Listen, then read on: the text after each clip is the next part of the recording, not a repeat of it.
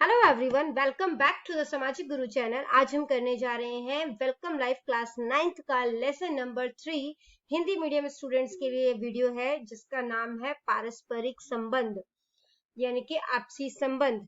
तो सबसे पहला जो पार्ट है आपके चैप्टर का वो है बड़ों का सम्मान करना और छोटों से प्यार करना। तो आपको दो तस्वीरें दी गई हैं, ठीक है। इन दोनों के बीच में क्या अंतर है वो आपने बताना है। तो जो पहली तस्वीर है यानी कि ये वाली जो तस्वीर है ये एक संयुक्त परिवार की है, ठीक है, जिसमें जो है वो सभी सदस्य जो है वो एकजुट है, मतलब इकट्ठे होकर रहते हैं, वे खुश हैं और यह परिवार अमीर दिखता है। जबकि जो दूसरा परिवार है वो एकल परिवार की है, ठीक है, यानी कि आप कह सकते हो न्यूक्लियर फैमिली की है, वे खुश नहीं है और यहाँ पे गरीबी दिखाई देती है। नेक्स्ट क्वेश्चन है, इसमें भी आपको दो तस्वीरें दी गई हैं। आप अपने छोटों के साथ कैसा व्यवहार करते हैं? चित्र 3 या चित्र 4 में से अपना उत्तर जो है वो चुनना है। तो मैं तस्वीर 4 चुनूंगा। मैं अपने छोटों के साथ सद्भाव से रहता हूँ, प्यार से रहता हूँ, ठीक है, और जब भी उन्हें जरूरत होती है उनकी मदद करता हूँ। नेक्स्ट क्वेश्चन है, जब आप अपने बड़ों की बात मानते हैं और उनका सम्मान करते हैं तो वे आपकी प्रतिक्रिया पर कैसी प्रतिक्रिया देते हैं, मतलब उनका रिएक्शन क्या होता है? तो जब भी मैं अपने बड़ों की आज्ञा का पालन करती हूँ और उनका सम्मान करती हूँ तो वे बहुत खुश होते हैं और मुझे बहुत सारा आशीर्वाद देते हैं। नेक्स्ट क्वेश्चन है, जब भी आप अपने बड़ों की अवज्ञा यानी कि उनकी आज्ञा का पालन नहीं करते, जो वो कह रहे हैं आप उनको नहीं मानते या अनादर करते हैं उनका, ठीक है, तो उनकी प्रतिक्रिया क्या होती है यानी कि उनका रिएक्शन क्या होता है? तो जब भी मैं अपने बड़ों की अवज्ञा या अनादर करती हूँ, ठीक है, तो वो बहुत ज्यादा गुस्सा हो जाते हैं, क्रोधित हो जाते हैं और अभद्र भाषा भी बोलते हैं, डांटते हैं, मतलब आप कह सकते हो झिड़कते हैं, ठीक है।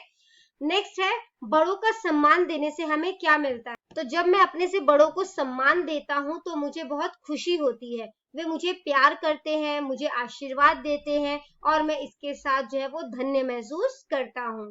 नेक्स्ट आ जाता है आ पार्ट, ये वंश वृक्ष है, ठीक है, यानी कि फैमिली ट्री जो है ये है, और इसमें आपने अपने परिवार के सदस्यों की अधिकतम तस्वीरें, पैतृक यानी कि जो पापा की फैमिली है और मातृ परिवार यानी कि जो मम्मी की फैमिली है, ठीक है, उनसे रिलेटेड जो है वो पिक्चर चिपकानी है, ठीक है। जैसे पैतृक फैमिली में आपके दादा दादी, चाचा चाची, ठीक है, या बुआ हो गए।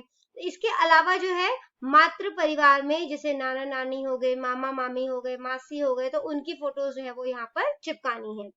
नेक्स्ट आ जाता है ई पार्ट, जिसमें कि आपको सहकर्मी समूह के साथ कैसा व्यवहार यानी कि जो साथ काम करने वाले हैं उनके साथ जो है वो कैसा व्यवहार किया जाता है, इस टॉपिक के ऊपर आपसे क्वेश्चन पूछे गए हैं।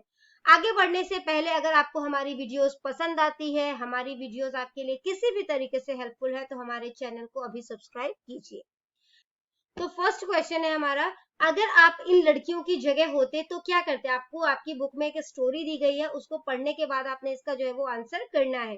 तो आपसे क्वेश्चन पूछा गया है, अगर आप इन लड़कियों की जगह होते तो क्या करते? तो अगर मैं इन लड़कियों की जगह होता तो मैं अपने माता पिता और शिक्षकों से भी बात करता, ठीक है, और मैं मनजोत और सिमरनजोत को यह एहसास दिला सकता था कि उन्हें दोबारा ऐसा करने की हिम्मत नहीं करनी चाहिए, ठीक है। नेक्स्ट क्वेश्चन है आपका, अगर आप अनमोल की जगह होते तो क्या करते? तो मैं भी वही करती जो अनमोल ने किया है। मैंने उनसे कहा होता कि उनकी यह हरकत गलत है और उन्हें ये बात कह सकते दोबारा नहीं दोहरानी चाहिए। मैं इन लड़कियों की उसी तरह मदद करती जैसे कि उसने की, यानी कि जैसे कि अनमोल ने की, ठीक है। नेक्स्ट क्वेश्चन, नेक्स्ट पार्ट है एक्चुअली आपका ये, इसमें सबसे पहले आपसे क्वेश्चन पूछा गया है, जियो और दूसरों को जीने दो नाटक में आपको कौन सा किरदार सबसे ज्यादा पसंद है और क्यों? तो मेरा मानना है कि अनमोल जो है वो नाटक का सबसे अच्छा किरदार है। इसका कारण क्या है? इसका कारण यह है कि उसने स्थिति को काफी समझदारी से संभाला, वह सबसे बड़ा था और वह मित्र की समस्याओं को सुलझाना अपना कर्तव्य समझता था। वह मनजोत और सिमरनजीत को समझाता है कि हमें लड़कियों को छेड़ना नहीं चाहिए बल्कि उनके साथ दोस्त बनकर रहना चाहिए। इस तरह उसने आसानी से और समझदारी से स्थिति को संभाल लिया। नेक्स्ट क्वेश्चन है आपका, क्या लड़के और लड़कियों को समान अधिकार मिलना चाहिए? तो जैसा कि हम सोसाइटी में देखते हैं लड़कों को तो ज्यादा अधिकार दे दिए जाते हैं बट लड़कियों को कम अधिकार दिए जाते हैं। तो आपसे इससे रिलेटेड क्वेश्चन पूछा गया कि क्या दोनों को समान अधिकार मिलना चाहिए? तो हमारा आंसर है लड़के और लड़कियों दोनों को समान अधिकार होने चाहिए, क्योंकि दोनों ही समाज का अभिन्न अंग है। अभिन्न अंग का मतलब समाज का ऐसा अंग है जिनको कि अलग नहीं किया जा सकता। हम एक ऐसे समाज की कल्पना नहीं कर सकते जहां पर सिर्फ लड़के रहते हो, ना ही हम एक ऐसे समाज की कल्पना कर सकते हैं जहां पर सिर्फ लड़कियां रहती हो। ठीक है, तो हम कह सकते हैं कि समाज जो है वो लड़के और लड़कियां दोनों से मिलकर बना है। हमारे संविधान ने भी हमें समानता का अधिकार दिया है, यानी कि हमारा जो संविधान है वो कहता है कि हमें लिंग के आधार पर कोई भी भेदभाव नहीं करना चाहिए। ठीक है, तो हमारा संविधान तो हमें न सिर्फ लिंग के आधार पर बल्कि जाति धर्म इन सब के आधार पर भी वो देता है, और कहा जाता है कि लिंग के आधार पर कोई भी भेदभाव जो है वो नहीं किया जाएगा। ठीक है, नेक्स्ट क्वेश्चन है आपका, दूसरों के अधिकारों और स्वतंत्रता की परवाह किए बिना आप अब तक अपना जीवन कहाँ जीते हैं, मतलब कि किस तरीके से जीते आए हैं। ठीक है, तो हाँ, अब तक मैंने अपना जीवन जो है वो अपने लिए जिया। ठीक है, मतलब कि सिर्फ मैं अपने लिए जीती थी कि मेरे को अधिकार जो है वो मिलना चाहिए, लेकिन नाटक पढ़ने के बाद मुझे एहसास हुआ कि मुझे दूसरों के लिए भी कुछ करना चाहिए। ठीक है, क्योंकि यहाँ पर हम सिर्फ अपने लिए नहीं जीना है बल्कि दूसरों के लिए भी जो है वो जीने आए हैं। अब मैं अपनी आदत जो है वो बदलूंगा और दूसरों के लिए कुछ करने की कोशिश करूंगा। नेक्स्ट क्वेश्चन है आपका, क्या आप जानते हैं कि हमें दूसरों को भी अपना जीवन जीने देना चाहिए? अब क्या होता है कि ना कुछ लोग जो है वो खुद तो जीते हैं लेकिन दूसरों के ऊपर रोका टोकी जो है वो बहुत ज्यादा करते हैं। ठीक है, तो वो दूसरों को अपना जीवन जो है वो फ्रीली नहीं जीने देते। तो मैंने आंसर लिखा है हाँ, अब मुझे एहसास हुआ कि दूसरों की भी अपनी जिंदगी होती है और उन्हें भी हमारी तरह जिंदगी जीने का हक है।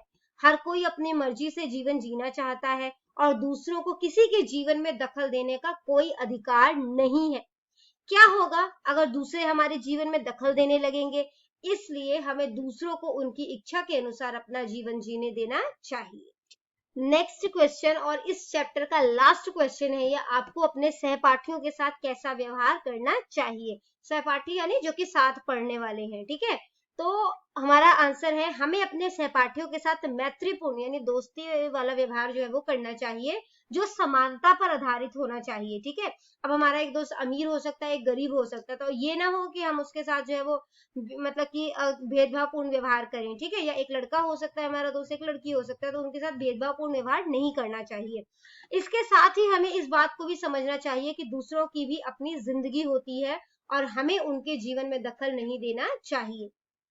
ठीक है, इसके बजाय हमें दूसरों के सहयोग से रहना चाहिए, मतलब दूसरों को आप कह सकते हैं सहयोग जो है वो देना चाहिए। तो यहाँ पर हमारी वीडियो जो है वो खत्म हो जाती है। इनकेस कोई भी डाउट है आपको तो आप कमेंट सेक्शन में क्वेश्चन कीजिए, आपको रिप्लाई मिल जाएगा। Thank you very much.